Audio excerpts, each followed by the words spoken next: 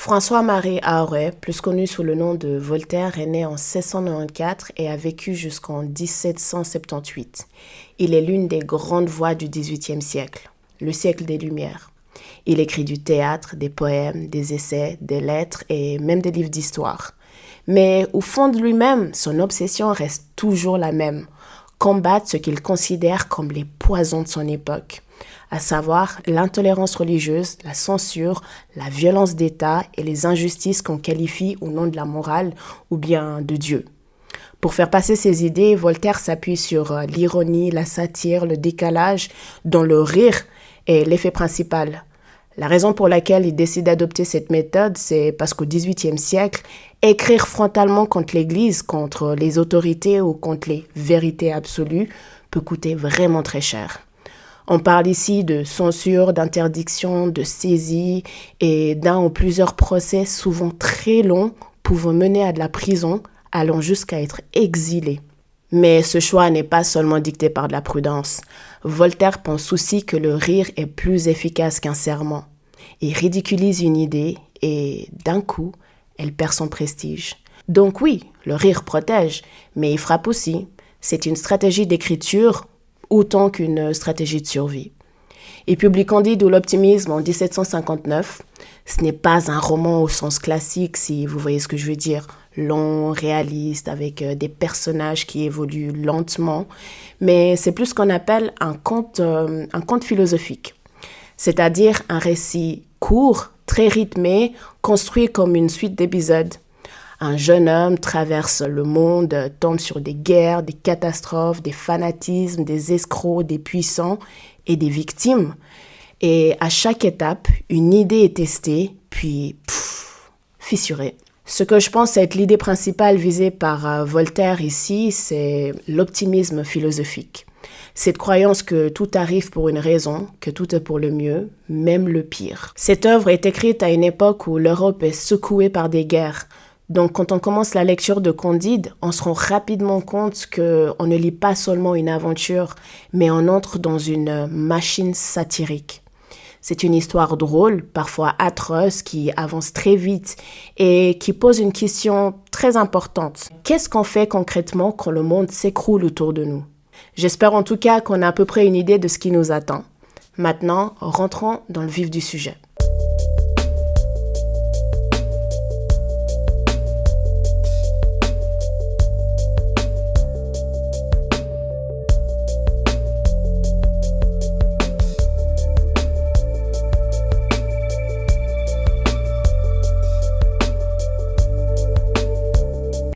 Notre histoire commence en Westphalie, dans le château de Monsieur le baron de Thunder-ten-Tronckh. Ce nom volontairement grotesque est souvent présenté comme une déformation burlesque d'un mot néerlandais. Il est souvent traduit, et très grossièrement en plus, par chandelle pour allumer une souche. Le château pourrait être inspiré de celui de Bokeberg, et je sais que là je le prononce pas bien du tout, mais je vais le mettre sur l'écran pour ceux qui regardent la version vidéo sur YouTube. Bref. Donc, c'est un château dans lequel Voltaire a séjourné à plusieurs reprises. Quant à la Westphalie au XVIIIe siècle, ce n'est pas le cœur du pouvoir européen. C'est une région d'Allemagne morcelée loin des grandes capitales et donc des centres politiques et culturels de l'Europe. Autrement dit, un endroit parfait pour Voltaire, un décor provincial où il peut installer un petit paradis de château avant de le faire exploser. Mais c'est vrai que je m'avance un peu trop vite. Parmi tous les seigneurs de la Westphalie, Monsieur le baron est le plus puissant, principalement parce que son château possède des fenêtres, en plus d'une grande salle ornée d'une tapisserie. Et là, on se rend très vite compte que Voltaire démasque et ridiculise la noblesse provençale qui se donne de grandes airs alors qu'elle ne possède en réalité que des attributs minuscules. Et je ne dis pas que cette noblesse était réellement comme ça, mais dans le contexte du monde de Voltaire, on doit comprendre que c'est une exagération de la réalité, une hyperbole. Parce que franchement, des fenêtres, une tapisserie, rien que ça. Est-ce que ça pourrait être une manière de dégonfler la prétention de cette aristocratie qui confond véritable grandeur et futilité décorative ? Bref, vous allez vite comprendre ce que je veux dire par là. Les chiens du baron, des simples chiens de ferme, rien d'exceptionnel, mais chez le baron, ils forment une meute de chasse en cas de besoin.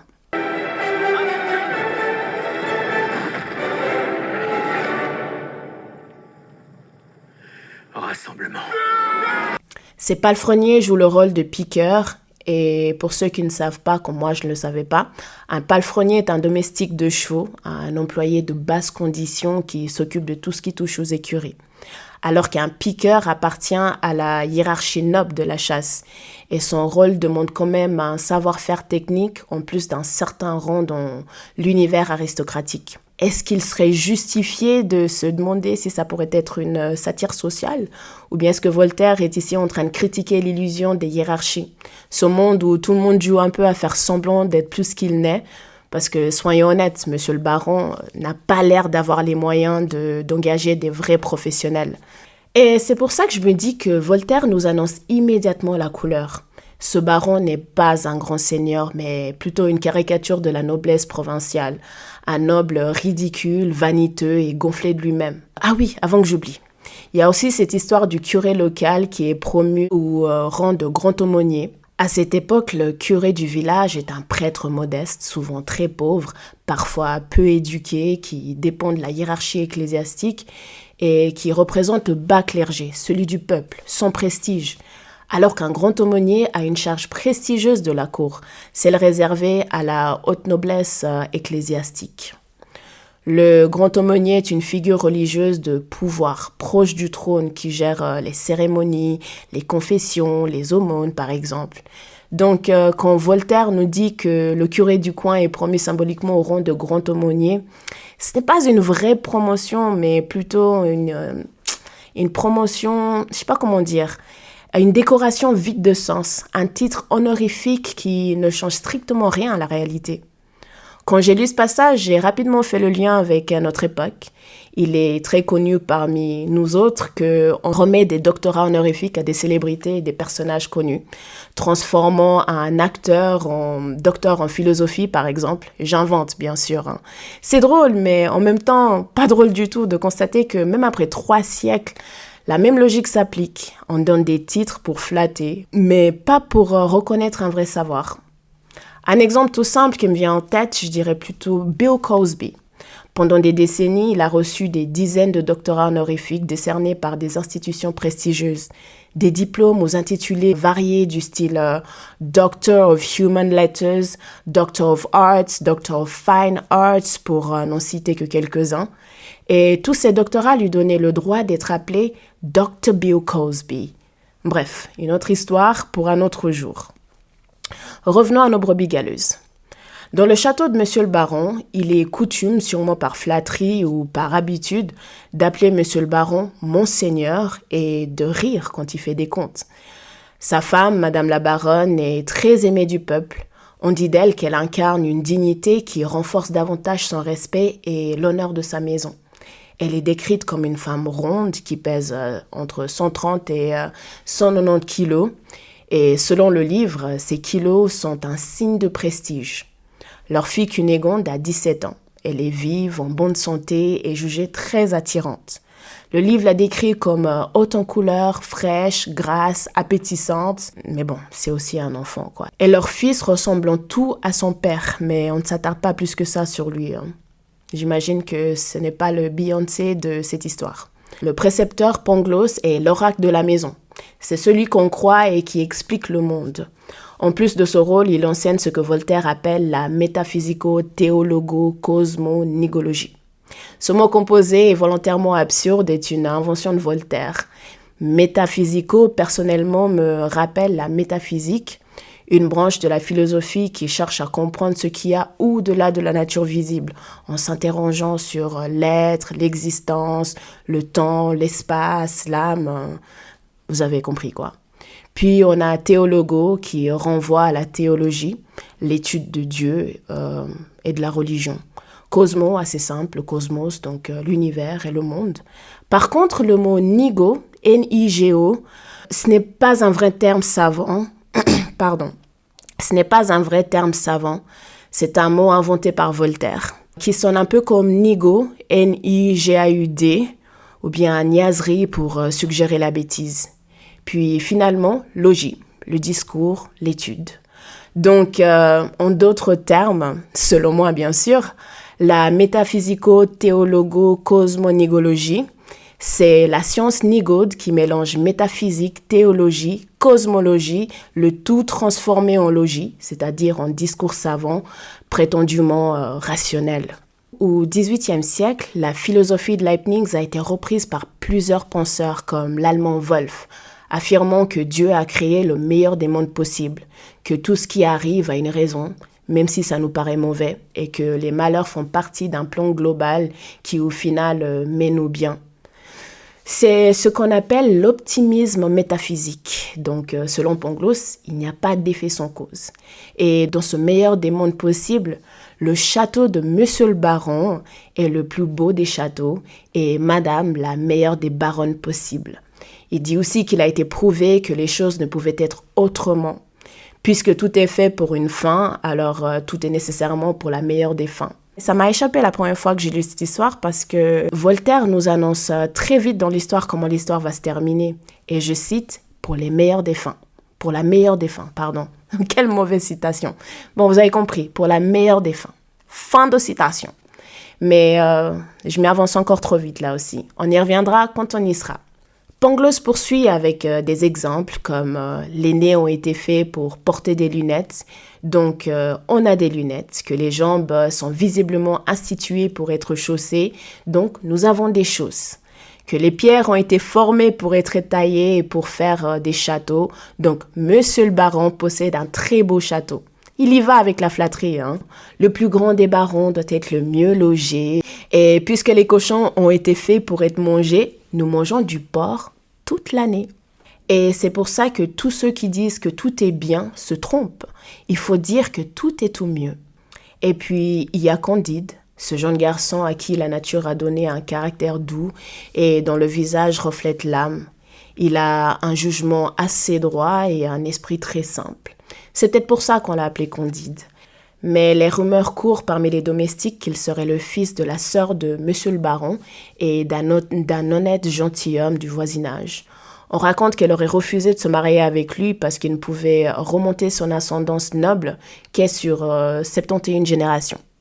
Connaissant Voltaire, parce que on boit des cafés minimum une fois par semaine, il me semble que ce chiffre 71 est un choix volontairement absurde. Je m'explique.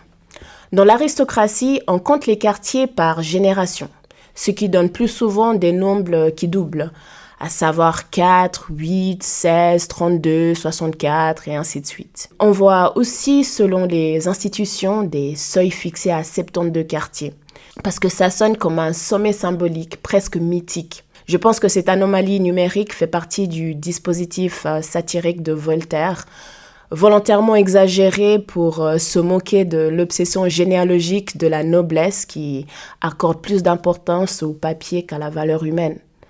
En plus, vu comment Monsieur le Baron exagère sur tout, à savoir, je sais pas moi, sa maison, ses chiens, ses domestiques et j'en passe, je pense qu'on peut facilement déduire qu'en refusant la main de ce gentilhomme, j'ai l'impression qu'il cherche à montrer à tous que leur famille est bien plus pure que les 71 quartiers que cet homme a pu prouver.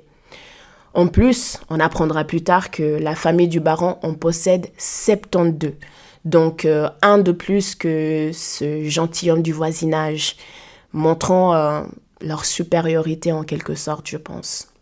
Surtout que dans le contexte réaliste au XVIIIe siècle, un gentilhomme devait prouver 4, 8 ou même 16 quartiers de noblesse pour épouser une femme noble. Les exigences montaient parfois jusqu'à 32 quartiers dans les maisons les plus prestigieuses. Ce qui veut dire que prouver 64, allant même jusqu'à 72 quartiers, on pousse le bouchon de la réalité.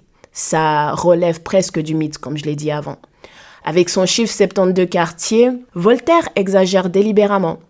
Il caricature une noblesse obsédée par la pureté du sang au point d'imposer des critères impossibles. Pour ce qui est de Candide, il écoute Pangloss très attentivement et croit tout ce qu'il lui dit les yeux fermés. Mais en plus de ça, il est aussi amoureux de mademoiselle Cunégonde qu'il trouve extrêmement belle, même s'il n'ose pas du tout lui avouer ses sentiments. Il se dit que juste après le bonheur de naître baron de Thunderton Trunk, le plus grand des bonheurs, c'est d'être mademoiselle Cunégonde. Le troisième, de l'avoir chaque jour. Et le quatrième, d'écouter Maître Pangloss, homme respecté et considéré comme le plus grand philosophe de la province et donc du monde entier. Hein. On est en pleine hyperbole. Hein. Quand on pense à un truc, il faut aller plus loin. Puis un jour, alors que Cunégonde se promène près du château, près de son château, Thunderton Trunk, dans le petit bois qu'on appelle le parc, elle aperçoit entre les broussailles le docteur Pangloss en train de donner une leçon de physique expérimentale à la femme de chambre de sa mère. Une petite brune très jolie et, selon le livre, très docile. Cunégonde est une jeune fille très curieuse qui a des aptitudes pour les sciences.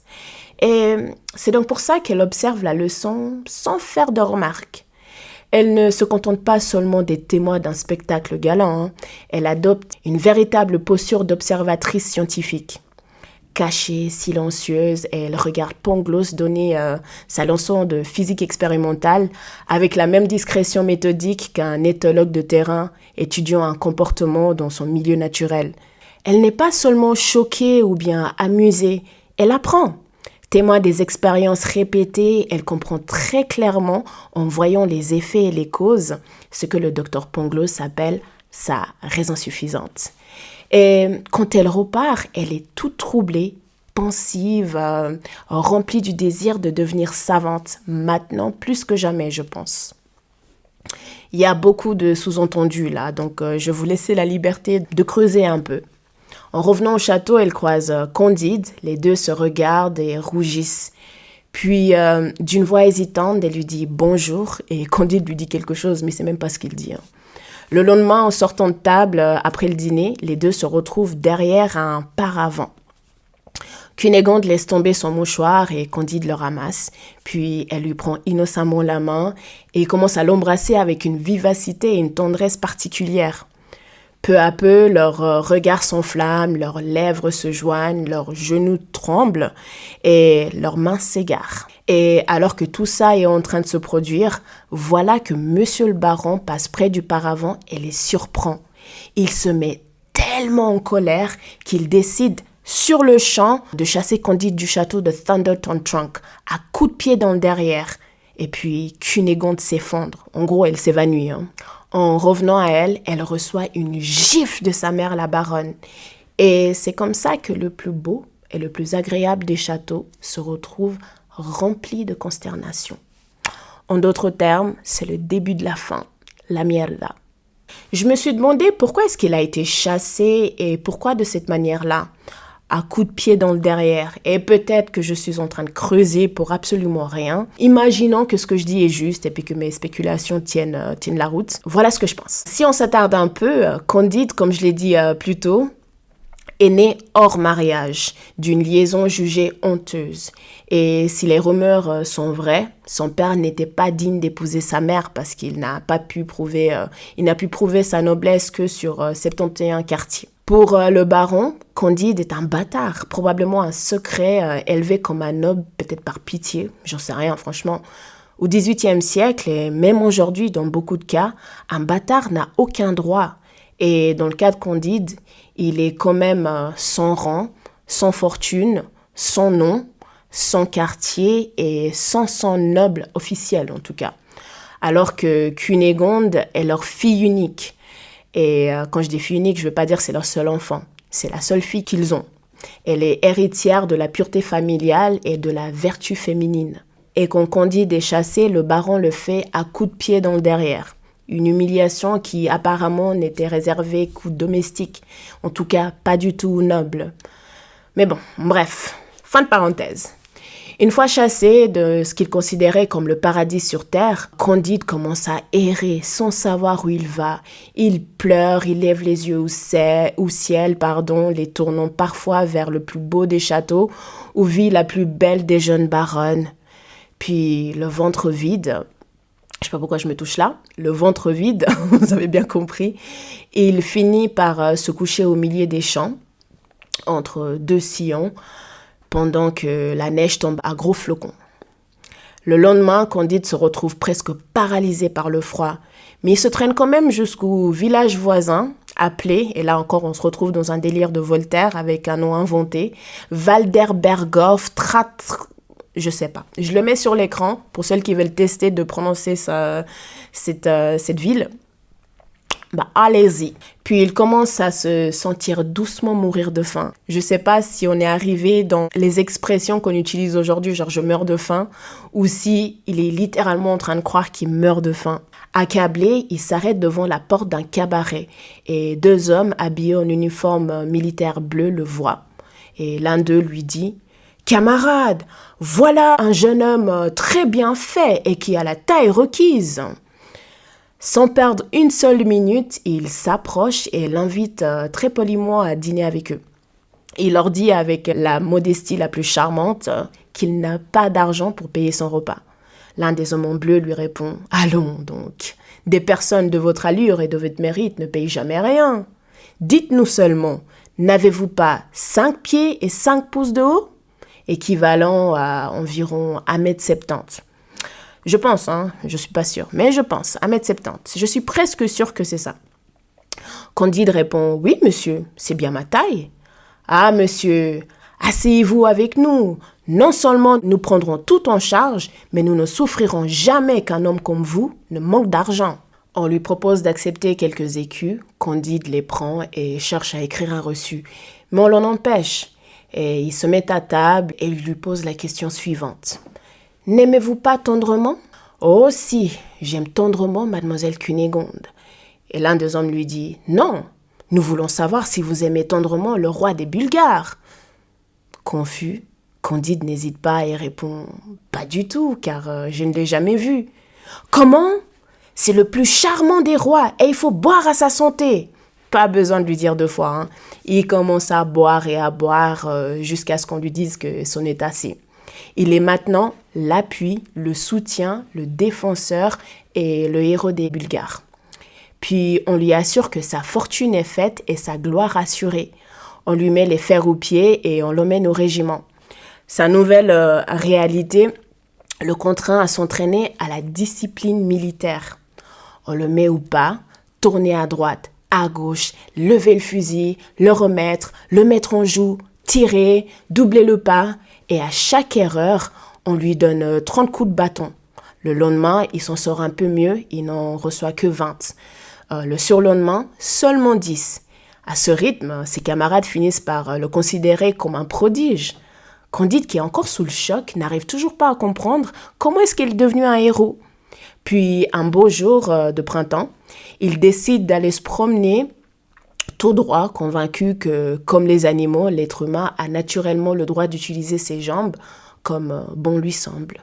Mais à peine avoir parcouru 2 lieues, environ 8 à 9 km, que 4 autres héros de 6 pieds, environ 1,88 m, l'attrapent, l'attachent et le conduisent dans un cachot. On lui demande officiellement ce qu'il préfère. Être fouetté 36 fois par tout le régiment ou recevoir d'un seul coup 12 balles de plomb dans la tête. Franchement, il a beau répondre que la volonté est libre et qu'il ne veut ni l'un ni l'autre, il n'a pas le choix que de faire un choix. Alors, il décide, au nom du don de Dieu qu'on appelle liberté, à passer 36 fois sous la baguette. Et il subit d'abord 2 promenades. Autrement dit, il passe sous la baguette 2 fois. Le régiment compte 2000 hommes, donc il faut compter 4000 coups de baguette de la nuque jusqu'aux fesses. Il lui laisse la chair à vif, déchirant la peau jusqu'aux muscles et aux nerfs. Mais au moment de son 3e passage, Candide les supplie, non mais s'il vous plaît, d'avoir la bonté de lui tirer une balle dans la tête. Et son souhait est accordé. On lui bande les yeux et on le met à genoux. Et au même moment, le roi des Bulgares passe. Curieux, il décide de s'informer du crime du patient. Grâce à son grand génie et à son esprit vif, le roi comprend rapidement, d'après ce qu'on lui raconte, que Candide est juste un jeune métaphysicien très ignorant de la vie réelle en fait. Alors il lui accorde son pardon avec une clémence qui serait louée dans tous les journaux et pour l'éternité. Puis au bout de 3 semaines, Candide est enfin soigné et peut marcher quand le roi des Bulgares décide de déclarer la guerre au roi des Abars. Je ne sais pas si on dit des Abars ou des Abars. Je vais dire des abars, ok? À partir de maintenant, on va se mettre d'accord que c'est des abars. Même si j'ai un doute, je crois qu'il faut bien se mettre d'accord à un moment donné. J'aurais peut-être dû vérifier, mais continuons. On nous dit que rien n'est aussi beau, aussi leste, aussi brillant et aussi bien ordonné que les deux armées. Trompettes, fifres, hautbois, tambours et canons composent une harmonie comme il n'y en a jamais eu en enfer. Les canons commencent d'abord par abattre environ 6000 hommes de chaque côté, puis le feu des mousquets enlève dans ce meilleur des mondes à peu près 9 à 10 000 coquins qui ont infecté la surface. La baïonnette est aussi la raison suffisante de la mort de quelques milliers d'hommes. Je trouve que c'est une mise en scène avec une ironie très féroce de la guerre. Je sais pas moi, décrire les deux armées comme belles, lestes, brillantes, bien ordonnées, comme s'il s'agissait d'un spectacle harmonieux.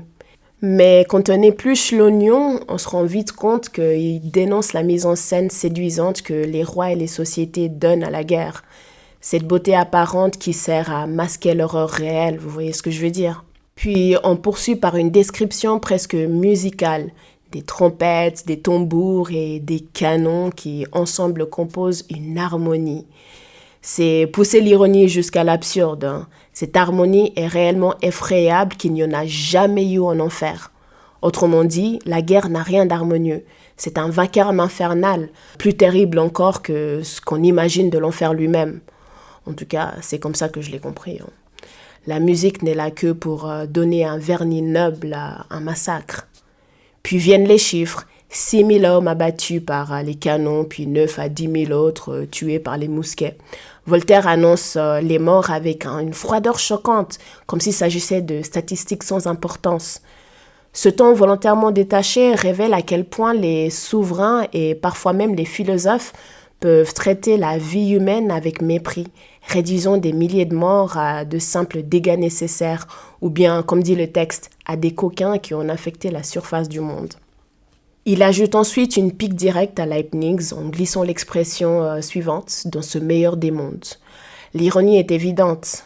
Si ce monde est vraiment le meilleur possible, alors ce massacre devait être accepté comme nécessaire ou bien, en tout cas, je sais pas moi, bénéfique.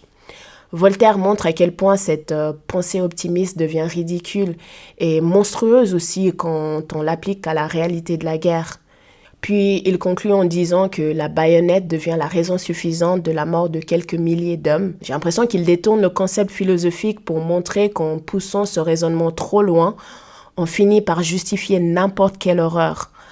Parce que si tout a une raison suffisante, alors même la violence la plus absurde devient légitime. Le total se monte à près de 30 000 âmes. Candide, qui tremble comme un philosophe, se cache du mieux qu'il peut pendant cette boucherie héroïque. Et je pense personnellement que Candide représente ces penseurs idéalistes comme Pangloss, qui sont en première ligne pour des grandes théories, mais qui se révèlent incapables d'affronter la réalité brutale du monde. Dans cet instant précis, Candide n'a pas le courage d'un soldat. Il incarne la fragilité d'un esprit qui vit dans des idées et pas dans les actions.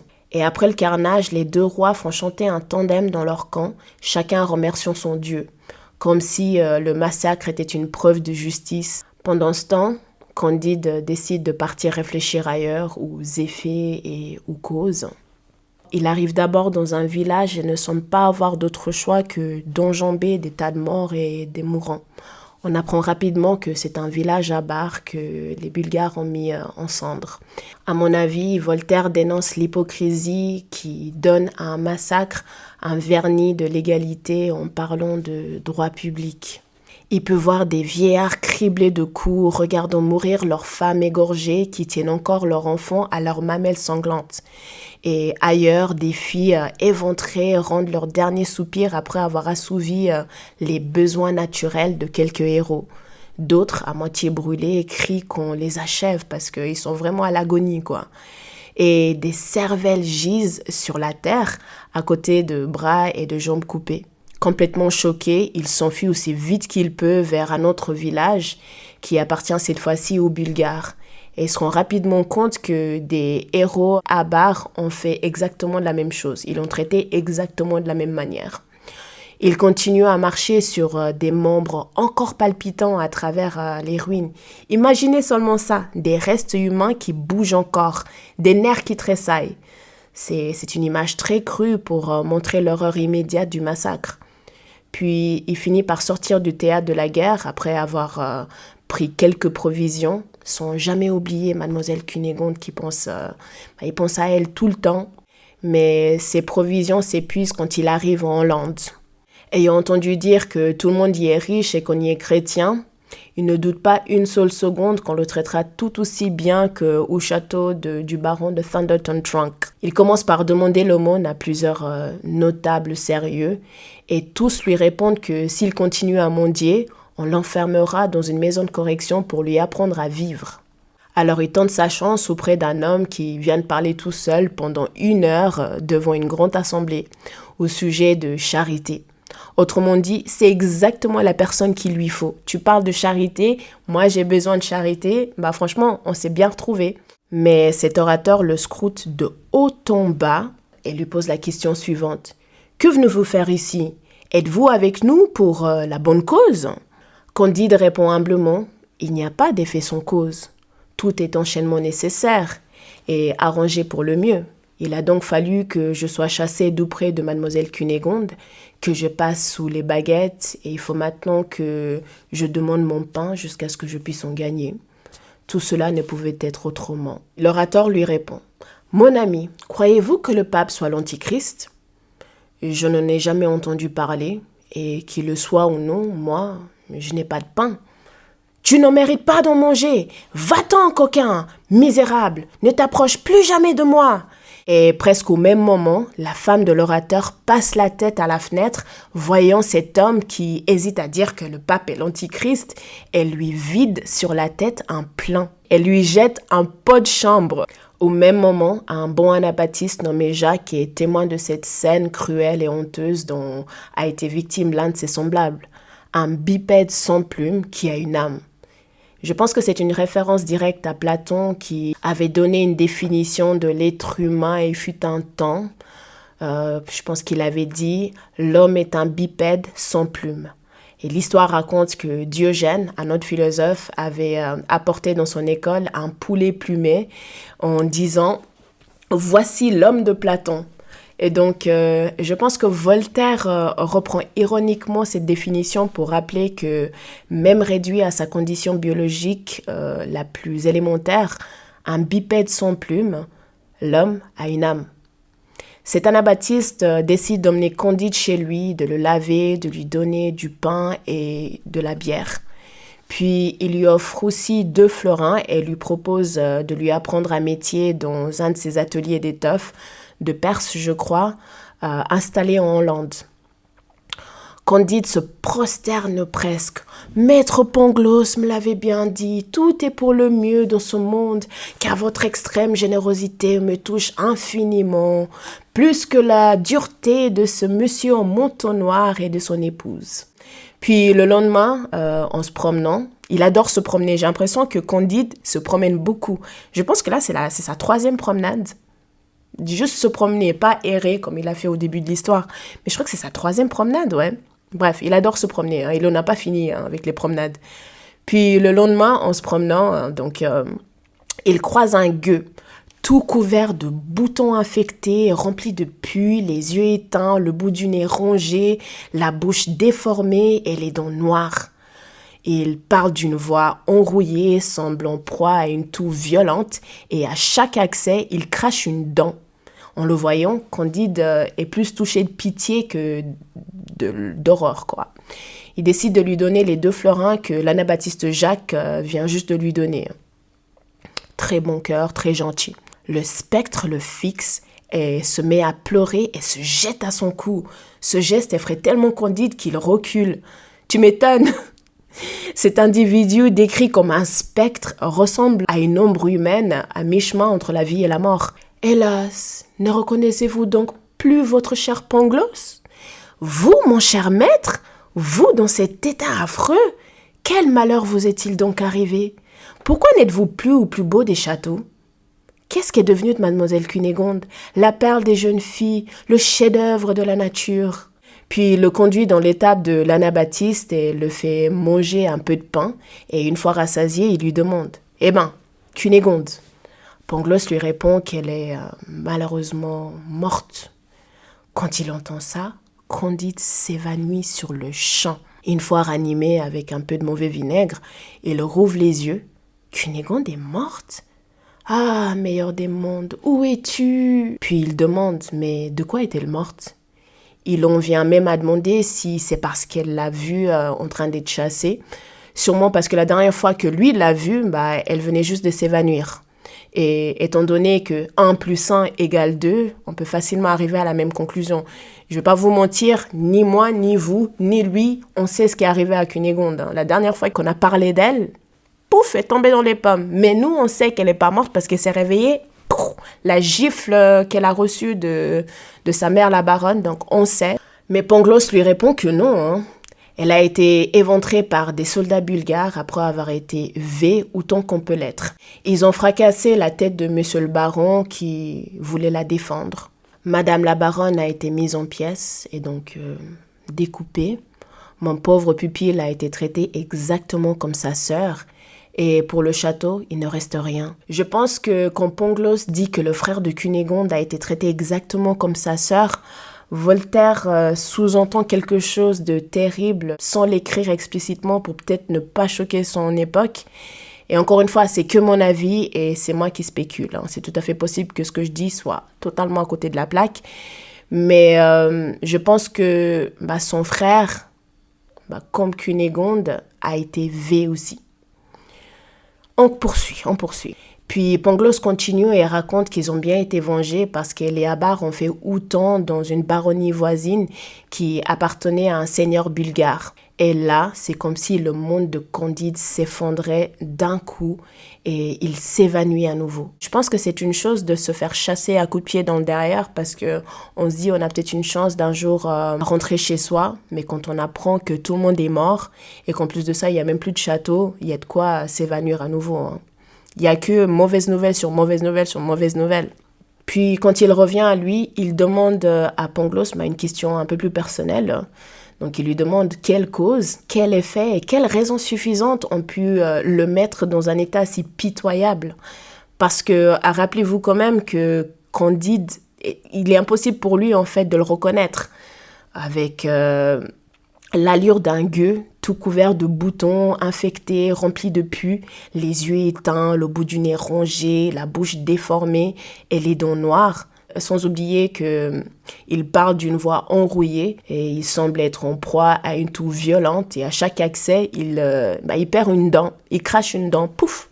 Hélas, c'est l'amour, le consolateur du genre humain, le conservateur de l'univers, l'âme de tous les êtres sensibles, le tendre amour. Candide répond, hélas, je l'ai connu cet amour, ce souverain des cœurs, cette âme de notre âme. Il ne m'a jamais valu qu'un baiser et 20 coups de pied dans le derrière. Comment une si belle cause a-t-elle pu produire en vous un effet si abominable? Oh, mon cher Candide, vous connaissez Paquette, cette jolie suivante de notre chère Auguste baronne. J'ai goûté dans ses bras les délices du paradis qui ont produit ces tourments d'enfer dont vous me voyez dévorer. Elle en était infectée, elle en est peut-être morte. Je trouve quand même très drôle que Voltaire dise, notre chère Auguste baronne, parce que je n'ai pas l'impression qu'il l'a grandi, je dirais plus qu'il la tourne en dérision. Le voilà qui emprunte un vocabulaire réservé au roi et le colle sur une petite province, une petite noblesse provinciale pour montrer, je pense que c'est pour montrer à quel point la grandeur ici se tient surtout sur des mots et sur une certaine mise en scène. Bref, souvenez-vous qu'il n'y a pas si longtemps avant que Candide ait été exilé justement, Pangloss donnait un cours de physique expérimentale à la femme de chambre de Madame la baronne et Cunégonde les observait. Il me semble, encore une fois, rien n'est explicitement dit, mais j'imagine que si on parle de cette scène au début de l'histoire et qu'on arrive à parler d'une Paquette, moi, je fais 1 + 1 = 2. Hein. Donc, la femme de chambre de la baronne, c'est Paquette. Paquette tenait ce présent d'un cordelier très savant qui avait remonté à la source. Ce cordelier l'avait eu d'une vieille comtesse qui l'avait reçu d'un capitaine de cavalerie, qui la devait d'une marquise, qui la tenait d'un page, qui l'avait reçu d'un jésuite, qui, étant novice, l'avait eu en directe ligne d'un des compagnons de Christophe Colomb. J'ai comme l'impression que derrière cette succession apparemment anodine de personnages, Voltaire glisse en réalité une série de sous-entendus. Et bien qu'il ne nomme jamais explicitement l'homosexualité, il la suggère, le page, le novice, le jésuite, jusqu'à l'un des compagnons de Christophe Colomb. Et je ne pense pas que ce flou soit un hasard. Hein. Comme je l'ai dit au tout début de ma vidéo, au XVIIIe siècle, Voltaire doit être prudent dans ses paroles, dans ses écrits, et je trouve que l'allusion laisse quand même au lecteur le soin de comprendre le sous-entendu, ce qu'il y a entre les lignes, tout en dénonçant l'hypocrisie morale et des institutions religieuses. Il anticipe la censure et s'impose une autocensure, un peu comme on fait avec les termes comme V, pour ne pas dire ce qu'on doit logiquement et je trouve normalement pouvoir dire. On s'autocensure aussi. Hein. Donc, il s'autocensure en suggérant plutôt qu'en affirmant. Il échappe à la répression tout en laissant le lecteur comprendre.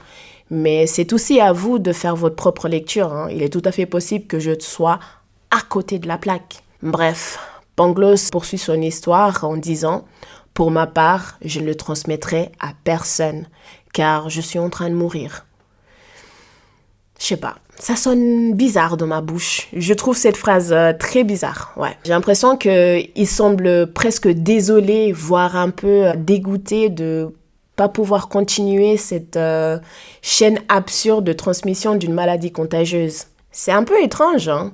Comme si au milieu de sa ruine, il regrettait moins sa souffrance que l'interruption d'un mécanisme, en plus d'un tel mécanisme. Oh, Pangloss, quelle étrange généalogie! N'est-ce pas le diable qui est à l'origine? Point du tout. C'est une chose indispensable dans le meilleur des mondes, un ingrédient nécessaire.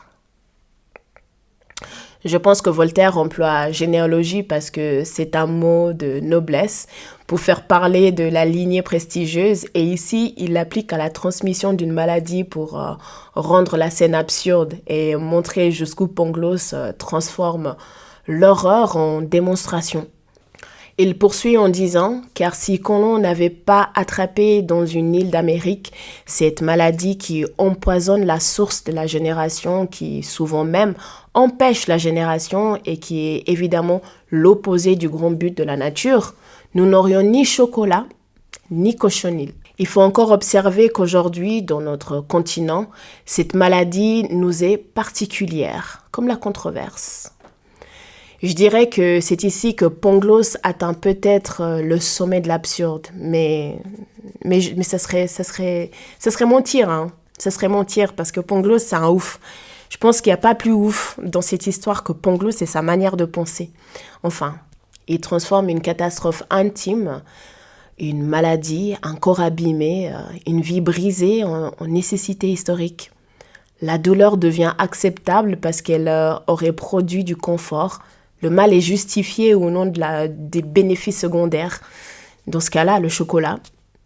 C'est comme s'il disait que des milliers de corps abîmés sont un prix raisonnable à payer pour que l'Europe puisse, j'en sais rien moi, sucrer son café. C'est une logique glaçante mais volontairement poussée à l'extrême. Gardez ça en tête parce qu'on va y revenir, c'est très pertinent. Mais pour faire court, quand on applique l'optimisme jusqu'au bout, on finit par excuser l'inexcusable. La souffrance n'est plus un scandale, elle devient un ingrédient. Et l'être humain devient un simple maillon dans une chaîne abstraite d'effets et de causes. En tout cas, ce qui est sûr pour moi, c'est qu'il ne se moque pas seulement de Pangloss. Il attaque une façon de penser qui justifie la misère, la violence ou l'exploitation au nom d'un progrès futur. d'un confort collectif ou bien d'un bien supérieur. Les Turcs, les Indiens, les Persans, les Chinois, les Siamois, les Japonais ne connaissent pas encore, mais il y a une raison suffisante pour qu'ils la connaissent à leur tour dans quelques siècles. En attendant, elle fait chez nous des progrès merveilleux. Et surtout de ces grandes armées composées d'honnêtes soldats payés, bien élevés, qui décident des destins des États. J'adore comme... Franchement, on peut s'arrêter tous les 2 secondes avec Pangloss et tous ces âneries, mais the show must go on. On peut assurer que quand 30 000 hommes combattent en bataille rangée contre des troupes en nombre égal, il y a environ 20 000 vérolés de chaque côté. Je pense qu'on n'a pas besoin de lire entre les lignes ici. Pangloss justifie la syphilis. Je m'explique. Le livre ne dit pas explicitement qu'il s'agit de la syphilis, mais si on est attentif, on comprend très vite avec les symptômes de Pangloss, le nez rongé, les dents noires, les dents qui tombent et cette voix de gorge que ça peint un beau tableau très reconnaissable de la syphilis tertiaire. Et en plus des symptômes, il y a aussi le vocabulaire. Ici, le mot-clé, c'est vérolé. À l'époque de Voltaire, la vérole renvoie très souvent à la syphilis. C'est ce qu'on appelle aussi la grosse vérole dans certains cas. Et puis, je pense qu'il fait référence à Christophe Colomb parce qu'à cette époque, cette idée est plus qu'une rumeur. Les médecins européens décrivent l'apparition d'une maladie nouvelle autour de 1494-95, juste après les premiers retours des voyages de Christophe Colomb. Et aujourd'hui, certains travaux modernes, notamment en génétique, ont alimenté l'hypothèse d'un lien avec des tréponèmes présents dans les Amériques. Candide lui dit que tout ça c'est bien admirable, mais il faut quand même qu'il se fasse soigner. Mais Pangloss lui répond que ce n'est pas possible. « Je n'ai pas un sou, mon ami. » Et il ajoute que partout sur la terre, on ne peut ni se faire saigner ni prendre un lavement sans payer ou bien sans que quelqu'un paye pour soi. À l'époque, se faire saigner et prendre un lavement sont des soins médicaux très courants. La saignée consiste à retirer du sang pour soigner toutes sortes de maux. Le lavement, lui, est une purge administrée par le rectum.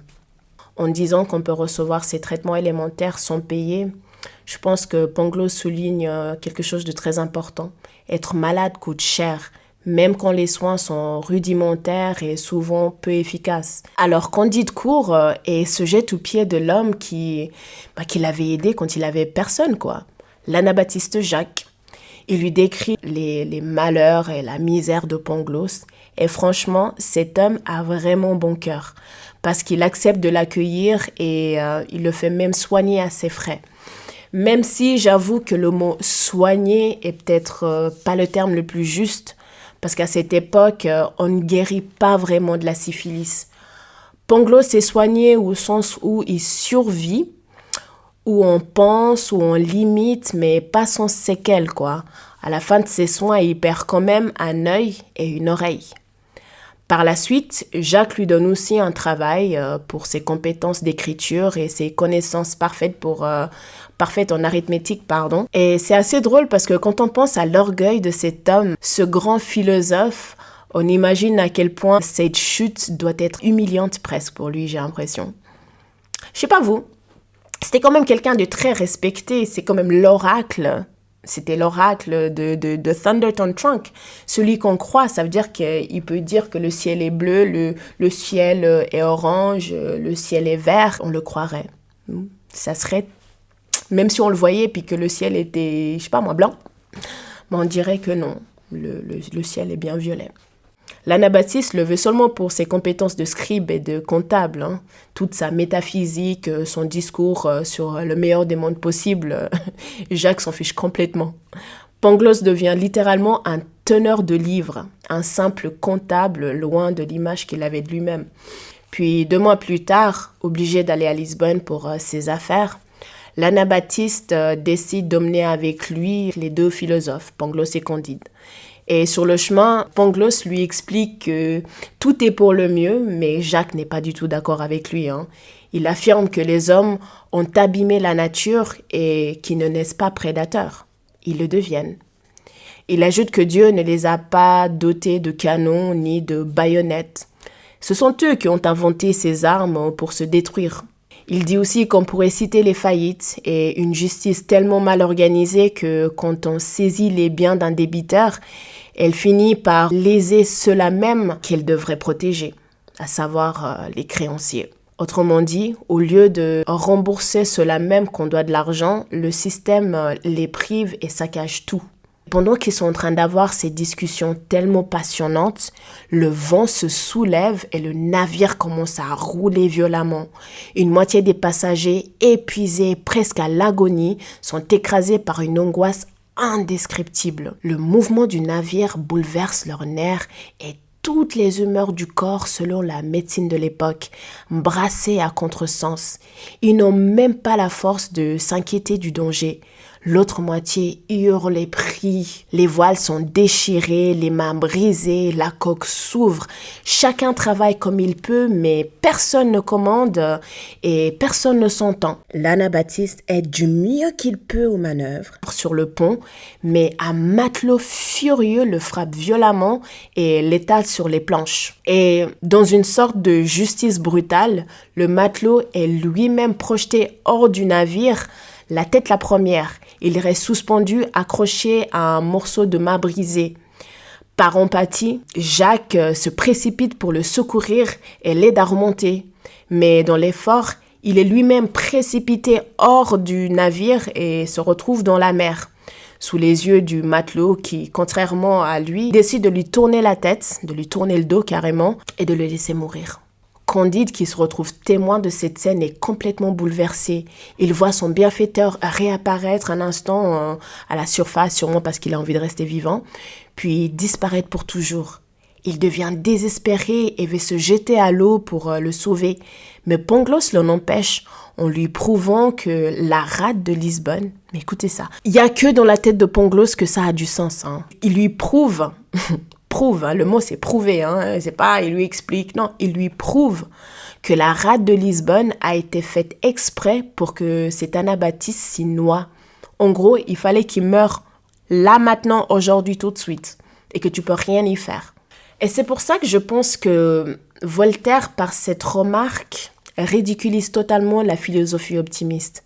Au lieu d'éprouver de la compassion ou d'agir, Pangloss justifie la mort d'un homme bon au nom d'un système théorique. Et pendant qu'il lui dit ça, le navire se brise et tout le monde meurt, sauf Pangloss, Candide et le matelot brutal qui a laissé l'anabaptiste Jacques se noyer il y a à peine quelques secondes. Le matelot finit par regagner le navire à la nage, alors que Pangloss et Candide sont portés jusqu'au rivage sur une planche. Et une fois un peu remis, ils prennent la route de Lisbonne. Il leur reste quelques pièces avec lesquelles ils espèrent éviter la faim après avoir échappé à la tempête. Mais à peine ont-ils mis le pied dans la ville, pleurant la mort de leur bienfaiteur, qu'ils sentent la terre trembler sous leurs pieds. La mer se soulève, bouillante dans le port, et brise les navires à l'ancre. Des tourbillons de flammes et des cendres couvrent rues et places. Les maisons s'écroulent, les toits s'abattent, les fondations se disloquent et 30 000 habitants de tout sexe et de tout âge sont écrasés sous les décombres. Puis le matelot, en sifflant et en jurant, dit « Il y aurait de l'argent à se faire ici !» Et de son côté, Pangloss demande « Mais quelle peut être la raison suffisante de ce phénomène ?» Et Candide lui répond « C'est la fin du monde !» Le matelot file sans perdre un seul instant au milieu des décombres, quitte à risquer sa peau pour trouver de l'argent. Et il en trouve. Il s'en empare, se saoule, puis une fois dégrisé, il paye la première fille consentante qu'il croise, là, sur les ruines, au milieu des mourants et des morts. Pangloss, complètement sidéré, le tire par la manche. « Mon ami, cela n'est pas bien. Vous manquez à la raison universelle. » Puis il lui fait comprendre qu'il choisit vraiment mal son moment. « Tête et sang, je suis matelot et né à Batavia. J'ai marché 4 fois sous le crucifix dans 4 voyages au Japon. Tu as bien trouvé ton homme avec ta raison universelle. » Puis on apprend ensuite que Candide a été blessé par les éclats de pierre et qu'il gît dans la rue couvert de débris.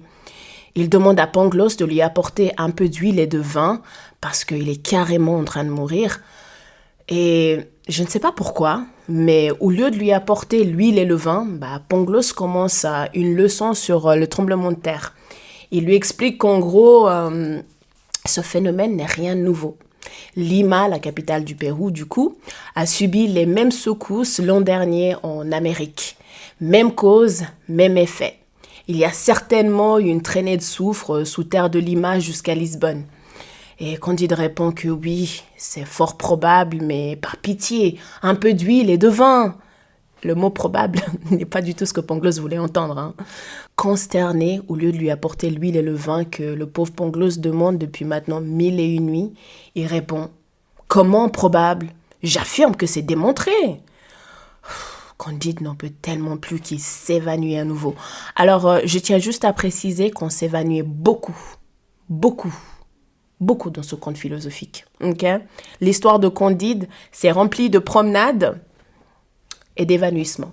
Je tiens juste à dire, le nombre de fois je vais dire que ces personnes-là vont s'évanouir, c'est juste une dinguerie. Hein. Et c'est seulement après qu'il se soit évanoui que Pangloss décide de lui apporter un peu d'eau d'une fontaine voisine.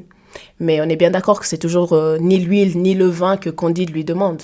Je pars du principe qu'il lui a jamais donné, parce qu'on parle plus jamais de ça. Bref, le lendemain, en se faufilant parmi les décombres, ils finissent par trouver quelques provisions et reprennent un peu de force. Puis ils décident d'aider les survivants. Et plus tard, les citoyens qu'ils ont secourus leur offrent même le meilleur des dîners possibles dans un tel désastre. Le repas est tellement triste que les convives mouillent leur pain de leurs larmes. Mais ça ne serait pas drôle sinon. Donc, je vous le raconte. Ce monsieur, il m'insupporte, mais on va faire avec. Notre cher Pangloss décide de les consoler. Et franchement, je dis consoler entre guillemets parce que c'est n'importe quoi. En leur assurant que les choses ne pouvaient être autrement. Et je cite, « Car tout ceci est ce qu'il y a de mieux. Car s'il y a un volcan à Lisbonne, il ne pouvait être ailleurs. Car il est impossible que les choses ne soient pas où elles sont. Car tout est bien. » Franchement, je ne sais pas vous, mais personnellement, je ne vois rien de réconfortant dans ce qu'il vient de leur dire. Tout ce qu'il fait, c'est d'enfoncer le clou dans des plaies encore ouvertes et toujours bien fraîches, quoi. Puis un petit homme en noir, identifié comme un officier de l'Inquisition, se tient près de lui et décide poliment de prendre la parole. Apparemment, monsieur ne croit pas au péché originel, car si tout est pour le mieux, il n'y a donc eu ni chute ni punition. Et en entendant ça, Pangloss décide de répondre encore plus poliment. « Je demande humblement pardon à votre excellence, car la chute de l'homme et la malédiction entraînent nécessairement dans le meilleur des mondes possibles. » Et là, l'officier demande « Monsieur ne croit donc pas à la liberté ?» Pangloss lui répond « Votre excellence m'excusera, la liberté peut subsister avec la nécessité absolue, car il était nécessaire que nous fussions libres, car enfin, la volonté est déterminée. » Et avant que Pangloss ne finisse sa phrase, l'officier fait un signe à son estafier, son sbire, de lui verser un verre de vin de Porto. Après le tremblement de terre qui avait détruit les 3/4 de Lisbonne, les sages du pays n'avaient pas trouvé de moyen plus efficace pour prévenir une ruine totale que de donner au peuple un bel autodafé. Il avait été décidé par l'université de Coimbra que le spectacle de quelques personnes brûlées à petit feu était un secret infaillible pour empêcher la terre de trembler. C'est presque rigolo, franchement, mais bon, ça a été fait. Une décision complètement absurde et barbare, dissimulée sous les apparences religieuses, bien sûr. Alors pour ce beau spectacle, on saisit un Biscayen convaincu d'avoir épousé sa commère et 2 Portugais. Un Biscayen, c'est un habitant de Biscaye, une région au nord de l'Espagne, aujourd'hui associée au Pays basque espagnol. Bref, donc comme je disais, on saisit un Biscayen convaincu d'avoir épousé sa commère. Puis d'un coup, après le dîner, Pangloss et Candide sont aussi arrêtés et conduits séparément dans des cellules fraîches où l'on n'est jamais accommodé du soleil. Ce qui est décrit ici, pour moi, ressemble étonnamment à une forme précoce d'isolement carcéral. Mais bon, vous vous demandez sûrement pourquoi est-ce qu'ils ont été arrêtés, Quelle est la raison de leur arrestation? Donc, l'un était arrêté pour avoir parlé et l'autre, écoutez bien, a été arrêté pour avoir écouté avec une aire d'approbation. Et 8 jours après, on les habille tous les deux d'un Saint Benito et on leur met sur leur tête une mitre de papier. C'est une coiffe en forme de cône, comme une parodie de mitre d'évêque, décorée pour les humilier. Et le Saint Benito, c'est une tunique que portaient les condamnés de l'Inquisition. Donc la mitre et le Saint Benito de Candide sont peints de flammes renversées, tournées vers le bas. Et il y a aussi des diables dessinés dessus, sans queue ni griffes. Mais les diables de Pangloss sont très différents. Contrairement à ceux de Candide, sans queue ni griffes, les siennes en ont. Mais en plus de ça, les flammes aussi sont très différentes. À l'inverse de ceux de Candide qui sont, eux, tournés vers le bas, ceux de j'allais dire Cunégonde, mais ça va pas, hein. Ceux de Pangloss sont tournés vers le haut. Ce qui veut dire qu'une seule chose, hein. Pangloss est condamné à mort. Donc, ils avancent tous ensemble en ordre, comme dans une cérémonie, habillés de leur tunique d'hérétique, tout en écoutant un sermon très émouvant, rempli de grands mots et une belle musique d'église et chantée par une chorale. Je pense qu'on appelle ça une miserere. Ça se trouve, je le prononce mal aussi, hein. Une miserere. Et pendant qu'elle chante, vous l'avez demandé qui est-elle, la chorale. Et pendant qu'elle chante, Candide est fouetté en rythme. Le Biscayen et les 2 hommes qui ont refusé de manger du porc finissent brûlés vifs. Et Pangloss, pour faire bonne mesure, vous vous souvenez, ces flammes sont tournées vers le haut, ce qui veut dire qu'il est condamné à mourir brûlé, parce qu'il est pondu, même si ce n'est pas la coutume. C'est très bizarre, on ne nous explique pas plus que ça. Et comme pour se moquer de toute cette mascarade, la terre se remet à trembler bien plus fort que la première fois. Le texte parle carrément d'un fracas épouvantable. Candide, épouvanté du coup, sanglant et palpitant, se dit « Si c'est ici le meilleur des mondes possibles, que sont donc les autres ? Passe encore si j'étais que fessé, je l'ai été chez les Bulgares. Mais, oh mon cher Pangloss, le plus grand des philosophes, faut-il vous avoir vu pendre sans que je ne sache pourquoi ? Oh mon cher Anabaptiste, le meilleur des hommes, faut-il que vous ayez été noyé dans le port ? Oh ma chère Cunégonde, la perle des filles, faut-il qu'on vous ait fondu le ventre ? Puis il s'éloigne, à moitié mort, après avoir été prêché, fessé, pardonné et béni. L'accumulation des verbes prêcher, fesser, pardonner, béni, ça met en évidence la logique incohérente et hypocrite des autorités. On frappe, puis on bénit, on torture, puis on pardonne. N'est-ce pas juste une religion capable de punir violemment et volontairement, j'ai envie de dire, avant de se proclamer compatissante ? Et puis soudain, une vieille femme l'aborde calmement. « Mon cher fils, prenez courage, suivez-moi !» Alors il la suit jusqu'à une petite masure.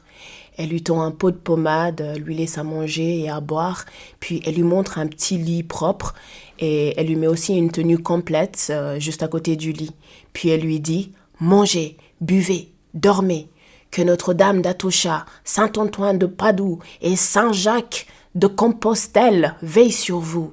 Je reviendrai demain. » Candide, complètement stupéfait de tout ce qu'il a vécu et de tant de bonté, il a envie de lui baiser la main. Mais elle lui dit « Non, non, non, ce n'est pas ma main qu'il faut baiser. Frottez-vous de pommade, mangez et dormez. » Le lendemain, elle revient et lui apporte un déjeuner. Elle examine son dos et le frotte elle-même d'une autre pommade. Elle fait ça pendant plusieurs jours, jusqu'à ce qu'enfin Candide, plein de reconnaissance, lui demande « Qui êtes-vous ? Qu'est-ce qui vous inspire tant de bonté ? Comment pourrais-je vous remercier ?» Mais elle ne lui répond jamais à ces questions. Et puis un soir, elle revient sans rien lui apporter. Pas à manger, pas à boire, pas même une petite pommade. Tout ce qu'elle lui dit, c'est « Venez avec moi et ne dites rien ».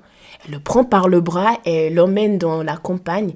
Et il marche, je ne suis pas très sûre de cette source, mais je crois que 350 mètres, je ne me souviens plus très bien, jusqu'à une maison isolée entourée de jardins et de canaux. La vieille frappe une petite porte, on lui ouvre et elle fait entrer Candide, puis le conduit dans un escalier étroit jusqu'à une pièce fermée et le laisse sur le canapé de brocart.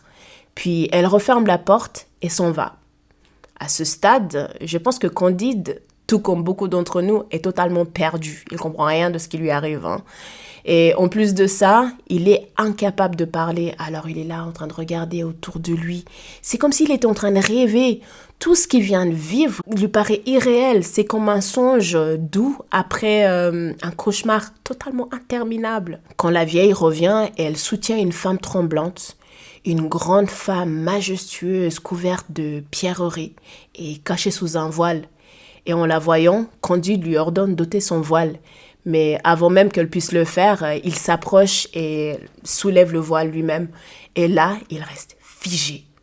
Il a l'impression de voir Mademoiselle Cunégonde. Ce qui est totalement impossible, parce qu'elle est censée être morte. Pangloss lui a raconté toute l'histoire. Donc, soit il délire et il voit maintenant des fantômes. Et après tout ce qu'il a vécu, franchement, on peut tout à fait comprendre qu'il commence à voir des spectres. Soit cette femme est bel et bien là, mais elle ressemble juste trait pour trait à Cunégonde. Ou bien, c'est vraiment elle, mais du coup, qu'est-ce que ça voudrait dire? Est-ce que ça veut dire que Pangloss lui aurait menti? Bref, de toute façon, là, je suis en train de raconter des histoires pour rien dire, parce que dans le livre, en tout cas, si vous avez lu ou si vous allez le lire, vous allez vite comprendre qu'on apprend très rapidement que c'est Cunégonde. Il n'y a pas de mystère qui dure genre 1 page et demie. Non, c'est tout de suite. On comprend très rapidement que c'est Cunégonde. Mais la force lui manque. Il tombe à ses pieds et Cunégonde, elle s'effondre à son tour. Et je spécule qu'ils tombent tous les deux dans les pommes. Je suis presque sûre qu'ils tombent tous les deux dans les pommes. Et la vieille, en voyant cette scène, elle court chercher des eaux parfumées, puis elle les asperge sur eux et ils reprennent connaissance. Ils se regardent, mais ils se parlent à peine. Les mots se mélangent, les larmes montent, les soupirs se croisent. Un chaos total de joie, d'amour et de douleur. Elle leur fait ensuite signe de parler plus doucement, puis elle leur laisse à leurs affaires. « Quoi? C'est vous? Vous vivez? Je vous retrouve au Portugal. On ne vous a point fendu le ventre comme le philosophe Pangloss me l'avait assuré ?» Elle lui répond « Si, mais on ne meurt pas toujours de ces 2 accidents. » Je pense qu'ici, Voltaire emploie le mot « accident » pour parler d'un et d'une éventration dans le but de créer un contraste choquant entre la gravité des faits et la banalité du terme. J'ai peut-être tort, mais c'est sûrement un euphémisme volontaire qui dénonce la manière dont la société minimise la violence réelle, surtout celle subie par les femmes. Cette réplique, qui est à la fois sèche et lucide, souligne bien l'hypocrisie des discours qui prétendent adoucir le mal en le renommant. Autrement dit, la réponse de Cunégonde, bien qu'elle soit ironique, révèle la brutalité du monde et la façon dont une victime doit parfois prendre de la distance dans le but de survivre tout simplement. Et pendant qu'elle parle, Candide la regarde avec tellement de stupéfaction. « Et votre père? Et votre mère ?» Elle lui répond en pleurant qu'ils sont tous les 2 morts. « Et votre frère? Tué aussi. »« Mais alors, pourquoi êtes-vous ici? Comment avez-vous su que j'étais là? Et par quelle aventure incroyable m'avez-vous conduit dans cette maison ?» Cunégonde essuie ses larmes, respire un instant, puis répond « Je te dirai tout, mais d'abord, raconte-moi ce qui t'est arrivé depuis ce baiser innocent, le jour où nous avons été surpris et les coups de pied que tu as reçus. » Alors Candide obéit, la voix encore tremblante, sans oublier que son dos le fait toujours souffrir. Il raconte tout, la guerre, les massacres, la mort de l'anabaptiste Jacques et de Pangloss, le tremblement de terre et tout le reste, quoi. Cunégonde, les yeux levés vers le ciel, verse des larmes en pensant au bon Anabaptiste et au pauvre Pangloss. Puis elle se retourne vers Candide, elle le regarde longtemps et elle lui dit doucement « Mon cher Candide ». Et pendant qu'elle lui parle et qu'elle lui raconte son histoire, Candide la regarde comme si le monde entier se tenait dans ses yeux. Il apprend qu'un jour, alors qu'elle dormait profondément, Dieu a décidé d'envoyer les Bulgares dans le château de Thunderton Trunk. Ils ont égorgé son père, coupé en morceaux sa mère et tué son frère. Au milieu du carnage, un grand soldat bulgare, la voyant évanouie, avait tenté de la laver, mais la douleur l'a tirée de son évanouissement.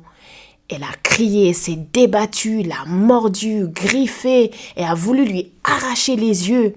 Mais juste le fait qu'elle se soit défendue n'a fait que rendre l'homme encore plus furieux. Il a pété un câble dans la tête et il a pris un couteau et il a percé dans son flanc gauche. Une cicatrice qu'elle porte encore aujourd'hui, hein. Et Candide, bouleversé de tout ce qu'il vient d'entendre, lui demande justement de lui montrer la cicatrice. Mais avec un faible sourire, elle lui demande de la laisser continuer son histoire. Ça n'a rien d'interrompre. Hein. Moi-même, là, je suis en train m'interrompre moi-même pendant que je raconte cette histoire parce que j'ai tellement de choses à dire. C'est pas lui qui va commencer à l'interrompre aussi alors qu'elle n'a pas fini son histoire. Allez, montre-moi ton bobo, mais ça va ou bien? Laisse-moi finir mon histoire. Et donc, pendant qu'il lui arrivait ce qui lui arrivait, un capitaine bulgare est ensuite entré et l'a trouvé ensanglanté. Furieux du peu de respect de son subalterne, le capitaine l'a tué sur le champ, alors que celui-ci était encore sur elle. Je sais pas comment, hein. Ça se trouve, il a fait comme ça se trouve, il a fait comme ça. J'en sais rien. Je suis en train de réfléchir. Non, laisse tomber. Puis il l'a emmenée, a fait en sorte qu'elle se fasse soigner et tout de suite après, il l'a installée dans son quartier et elle est devenue sa prisonnière pendant 3 bons mois. Elle devait blanchir le peu de linge qu'il possédait et elle lui faisait aussi la cuisine. Aujourd'hui, elle reconnaît qu'il n'était pas son charme, hein. Une peau claire, un visage doux, même si selon elle, il n'avait pas beaucoup d'esprit. Ça se voyait d'après elle qu'il n'a certainement jamais été formé par le docteur Pangloss. Mais c'est après avoir perdu tout son argent qu'il a commencé à se lasser d'elle. Et il a donc fini par décider de la vendre à un riche marchand juif nommé Don Issachar, qui faisait commerce entre la Hollande et le Portugal, et qui avait un goût très prononcé pour les belles femmes. Cet acheteur s'est rapidement attaché à Cunégonde et a tenté de la séduire à plusieurs reprises, mais elle a réussi à lui résister beaucoup mieux qu'aux soldats bulgares. Petite parenthèse pendant que j'y suis, Issachar porte le titre de Don, un titre qui ne vient pas de naissance mais d'un anoblissement. Je pense que Voltaire insiste là-dessus pour montrer qu'Issachar, malgré son statut d'Israélite, a quand même pu obtenir ou même acheter un titre normalement réservé au monde chrétien. Après, ce n'est pas dit dans le livre, mais je spécule que c'est une manière de se moquer de ces privilèges artificiels, de cette noblesse qui se vend. Mais bon, bref, fin de parenthèse. Elle lui dit avoir été vée une fois tout en affirmant que sa vertu s'est affermie depuis. Pour l'apprivoiser, Don Issachar l'a installée dans une maison de campagne, là où elle est actuellement, aujourd'hui avec Candide. Elle lui dit aussi qu'avant, elle croyait qu'il n'existait rien de plus beau au monde que le château de Thunderton Trunk. Mais elle s'est rendue compte qu'elle s'était lourdement trompée. Après tout ce qu'elle a vécu et subi, guerre, violence, mort, fuite, elle comprend que cette croyance n'était qu'une illusion. Puis un jour, alors qu'elle assistait à la messe, elle a tapé dans l'œil du grand inquisiteur qui lui a longuement dévisagé et lui a fait comprendre qu'il voulait lui parler pour des affaires secrètes. Elle a été conduite à son palais où il l'a interrogée sur sa naissance et ses origines. Et quand il a appris qu'elle était noble, il a vite expliqué à quel point il trouvait ça indigne qu'une femme de son rang appartienne à un Israélite. Cet inquisiteur a fini par ordonner à Don Issachar de la lui céder, donc de lui céder Cunégonde. Le problème, c'est que Don Issachar, qui est un banquier de la cour et un homme de crédit, il a totalement refusé. Mais pour qui tu me prends? Moi, Don Issachar, que je suis, je te cède ma meuf? T'es dingue.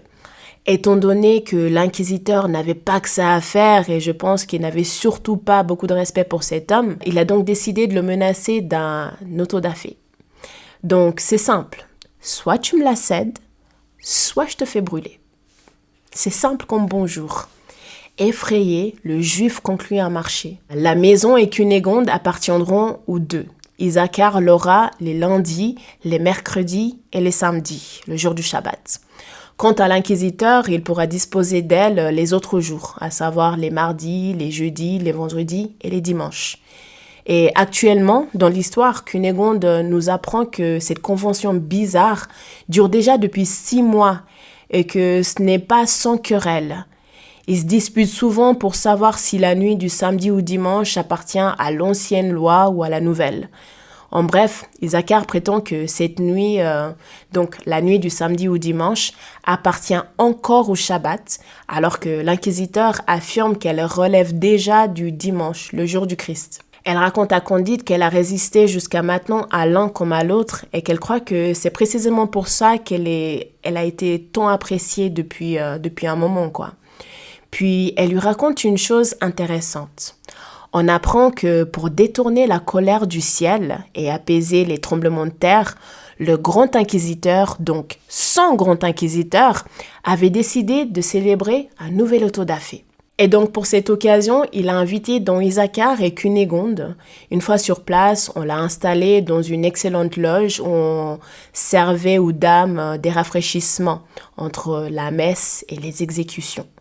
Et au moment où elle a vu 2 Juifs et un Biscayen, vous vous souvenez de ces 2 individus qui avaient refusé de manger du porc et du Biscayen. Bref, une fois qu'elle a vu ces 3 individus se faire brûler, elle a été soudainement saisie d'horreur. Elle était choquée de la scène et si seulement c'était tout. C'est une chose de voir des gens qu'on ne connaît pas qui se font exécuter. Et bien qu'on ne puisse pas le savoir, j'imagine quand même que c'est réellement traumatisant. C'est un cauchemar, quoi, de vivre une telle chose. Mais imaginez qu'en plus de ça, après avoir vu une scène comme ça, les prisonniers qui suivent ne sont plus des inconnus, mais vos proches. C'est exactement ce qui est arrivé à Cunégonde. Elle a fini par voir dans un San Benito et sous une mitre, une silhouette qu'elle avait tout de suite reconnue. Pangloss. Elle n'en croyait tellement pas ses yeux qu'elle les a frottés plusieurs fois, histoire de voir si c'était vraiment lui. Mais elle ne s'était pas trompée. C'était bien son maître. Son maître était bien là, en train de se faire pendre. Et après cette vision d'horreur, elle s'est évanouie et à peine revenue à elle, elle a découvert que Candide a été fouetté. Elle n'a jamais oublié le visage de Candide, ni la douceur de sa peau qu'elle trouvait encore plus blanche et plus parfaite que celle de son capitaine bulgare. Cette pensée avait réveillé en elle toutes sortes d'émotions du passé. Elle voulait crier « Arrêtez, barbare !» Mais c'était comme si elle n'avait plus de voix.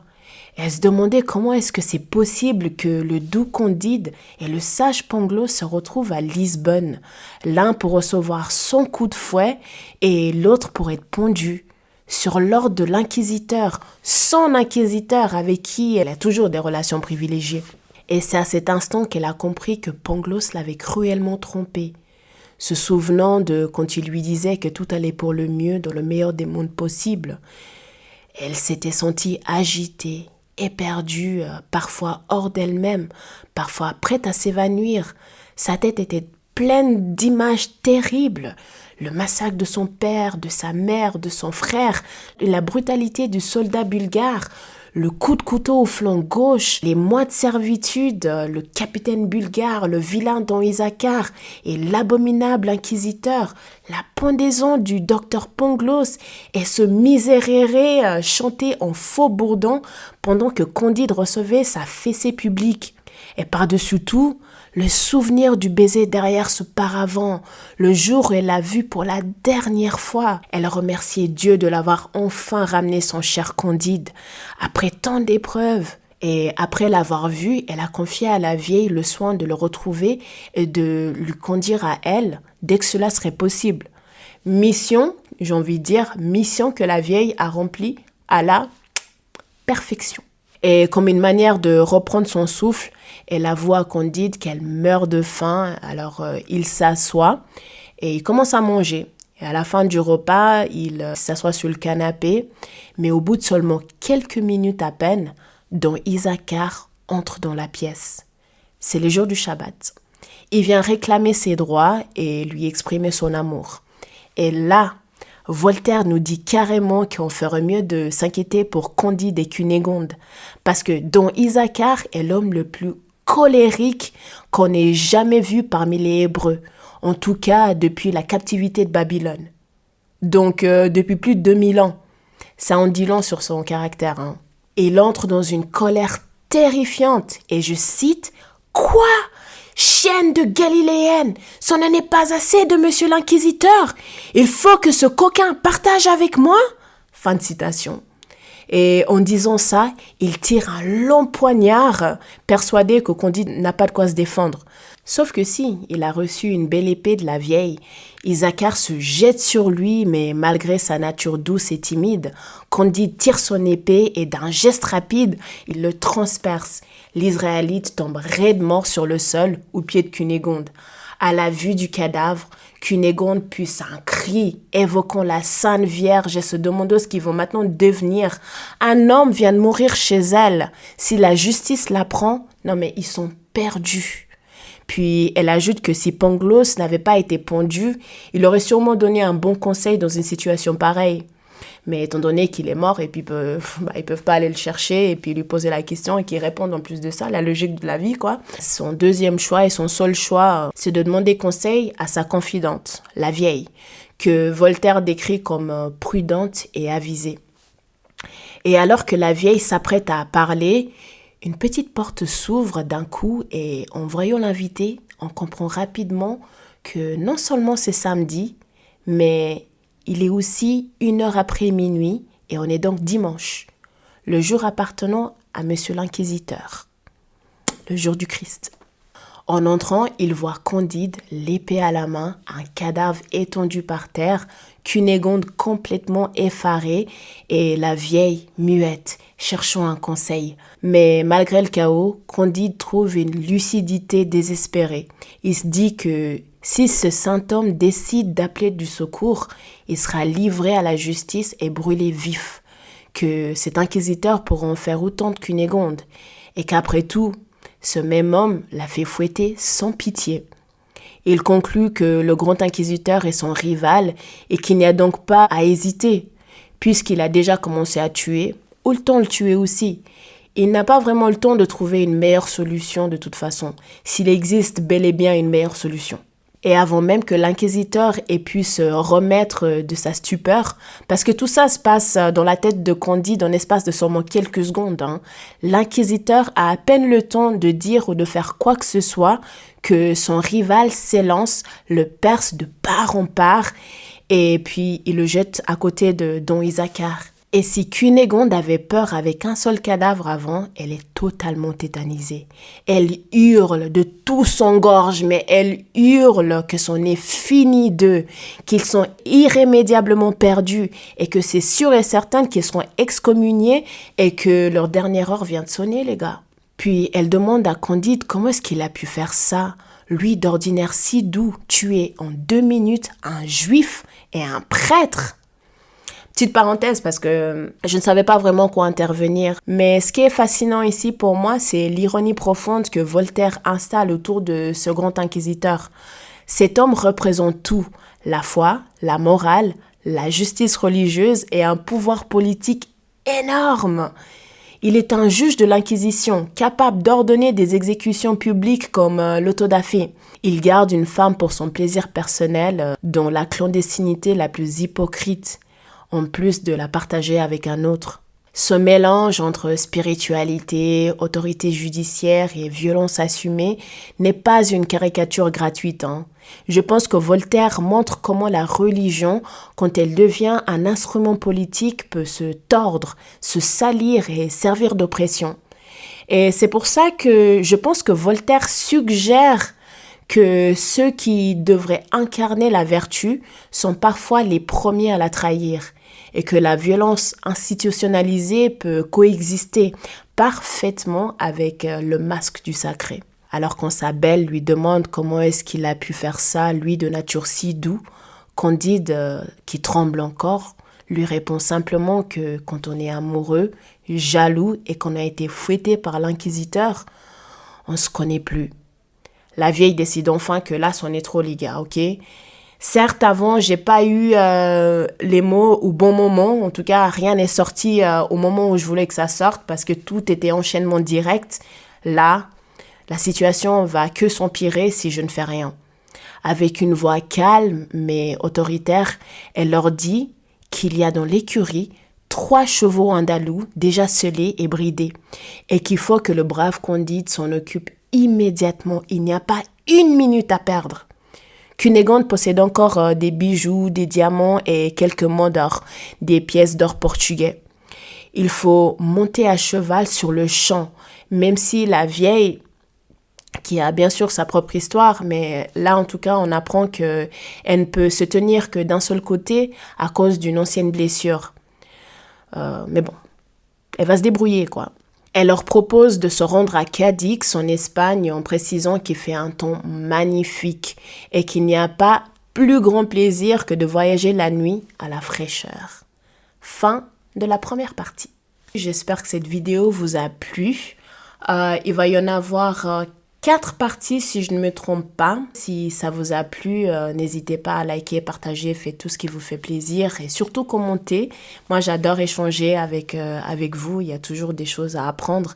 Et encore une fois, il y a beaucoup de spéculation dans cette histoire. De ma part, pas de la part de Voltaire. Je pense que son travail est bien fait. Et puis, puisqu'il n'est pas là pour lui poser de questions, tout ce qu'on peut faire, c'est essayer de coller les morceaux pour comprendre ce qu'il a voulu nous dire. Mais en tout cas, j'espère que vous allez commenter et puis partager la vidéo si vous connaissez quelqu'un qui est intéressé. Et que dire de plus? Oui, donc ça, c'est la première partie sur 4 vidéos que j'ai prévu de faire sur Candide. Vous avez bien vu que je blablate beaucoup.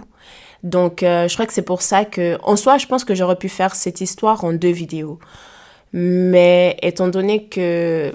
j'ai commencé à travailler dessus et puis je me suis dit qu'il y a pas mal de choses que moi-même j'ai envie de dire. Donc, j'espère que c'était pas trop long, pas trop embêtant. En tout cas, j'espère que c'est votre style. J'ai pas prévu de changer d'ici tôt.